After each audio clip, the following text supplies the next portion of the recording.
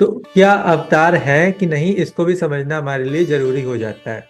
हम्म। सबसे पहले ये जानना जरूरी है कि अवतार शब्द का मतलब क्या है, वो उस किस मूल धातु से बना है। तो अवतार में अव आता है, अव मतलब ऊपर से नीचे आना। इसी को आप मैथ में अवरोही क्रम या डिसेंडिंग ऑर्डर पढ़ते हैं। तो ऊपर से नीचे आना, हमने उसको मान लिया है कि ईश्वर जो है यहाँ पे आता है मानव शरीर में, तो वो अवतार हो गया। नहीं, ये गलत है। ईश्वर जो परम सत्ता है, जो सुप्रीम अथॉरिटी है, उसको यहाँ आने की जरूरत नहीं। जैसे कि हमारे इंडिया के जो सुप्रीम कोर्ट है उसमें चीफ जस्टिस होते हैं, तो वो चीफ जस्टिस ना कहीं पे जाके किसी को नहीं बताते कुछ। चीफ जस्टिस केवल जो है ऑर्डर पास करते, किसी को बुलाना होगा तो समन भेजेंगे, मैसेज कन्वे करेंगे अपना।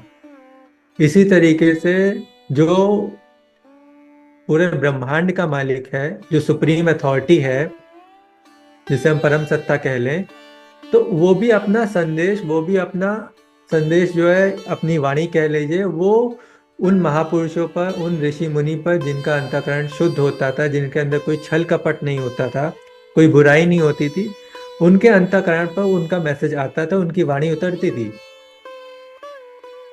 अब उस वाणी को उतरने के लिए इस प्रोसेस को जो नाम दिया गया तो वो अवतरण था। और जिस पे उतरती थी वो अवतार थे, अर्थात वो ईश्वर भक्त, वो महापुरुष जो धर्म पर चलने वाले थे, जो बुराइयों से बचते थे और अच्छाइयों में पार्टिसिपेट करते थे। अवतार ये है। और वाल्मीकि रामायण में हमें श्री राम जी इसी तरह से अवतार के तौर पर दिखते हैं।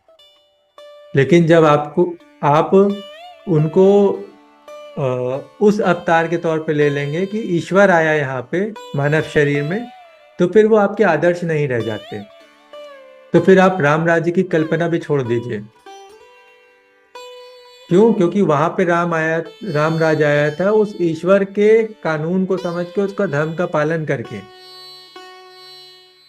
और हम बिना धर्म को समझे, बिना धर्म का पालन किए, बिना उस आदर्श को देखे जिसने उस धर्म का पालन करते हुए राम राज्य स्थापित किया उस टाइम पे, हम चाहते हैं कि बिना हमारे कुछ त्याग के, बिना हमारी कोई आहुति के बस राम राज्य आ जाए।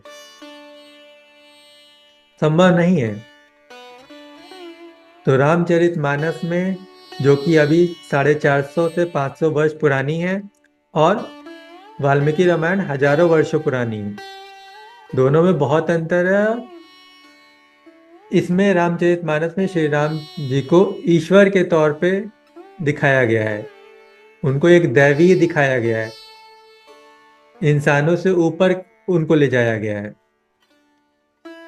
और इसीलिए जो रामचरितमानस से श्री राम जी को समझते हैं ना, वो तो ये कह देते हैं कि वो तो राम जी की लीला थी।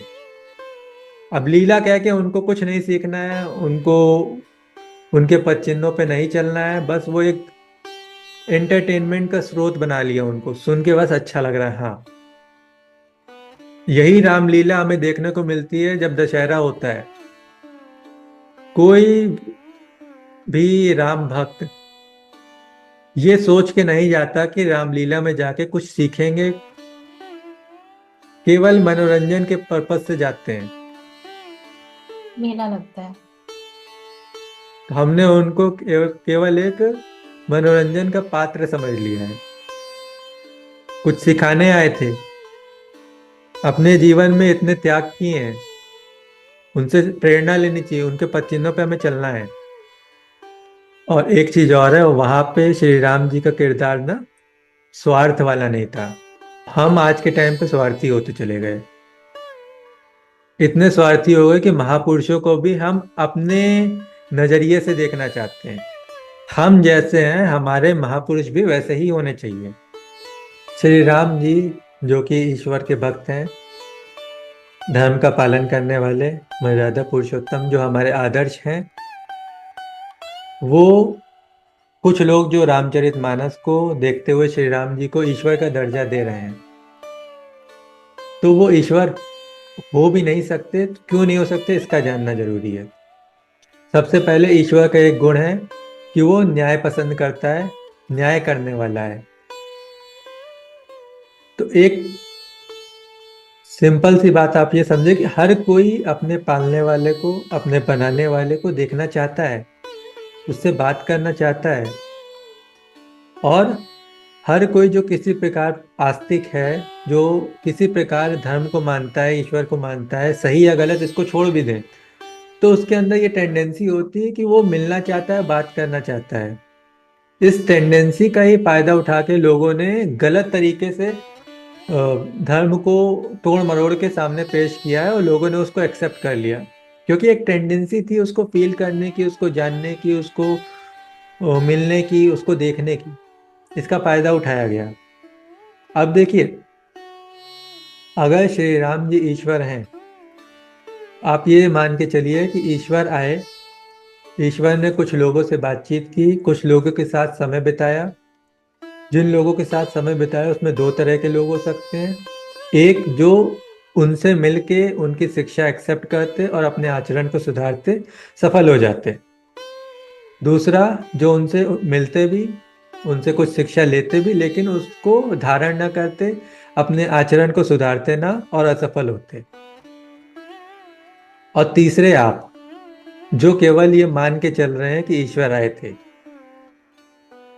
उस समय जितना पाप का कैटेगराइजेशन किया जा सकता था ना, बहुत कम था। आज आप अगर आप पाप को या दुष्कर्मों को कैटेगराइज करोगे ना, बहुत बड़ी लिस्ट बनेगी। उस टाइम के मुकाबले आज पाप की, कह सकते हैं पाप का बहुतायत है, और सब जगह है। आज के टाइम पे ईश्वर का आना जरूरी हो जाता है ना। अब एक बहुत बड़ी संभावना ये है कि आपके टाइम पे आता, आप मिलते, आपको साक्षात्कार होता, कुछ वो शिक्षा देता, आपको कुछ संदेश देता, और आप उसको धारण करके अपने जीवन को सफल बना लेते। जो चीज नहीं हो पाई, कितनों के साथ नहीं हुई, ये बहुत बड़ा अन्याय है। ईश्वर ने कोई अन्याय नहीं किया, वो कभी नहीं आया।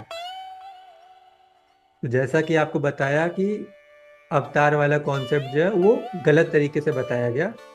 और इसी को ऐसे समझिए कि सुप्रीम अथॉरिटी जो है ना, जो अभी बताया, सुप्रीम कोर्ट का जो चीफ जस्टिस है वो कभी आता नहीं है। वो मैसेज कन्वे करता, ऑर्डर पास करता, समन करता, बुलाता है। जब यहाँ पे सुप्रीम कोर्ट के चीफ जस्टिस नहीं आते तो ईश्वर कैसे आ जाएगा? जो कानून यहाँ लगते हैं वो कानून वहीं से लिए गए हैं।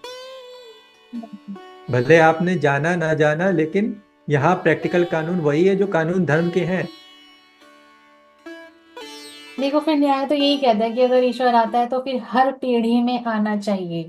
फिर वो एक पीढ़ी होनी चाहिए ईश्वर के आने की, ताकि हर दौर के लोग फिर ईश्वर से ही सीखे जो सीखना है। फिर हम्म। धर्म ग्रंथों की जरूरत नहीं है हमें, ईश्वर स्वयं सिखाएंगे।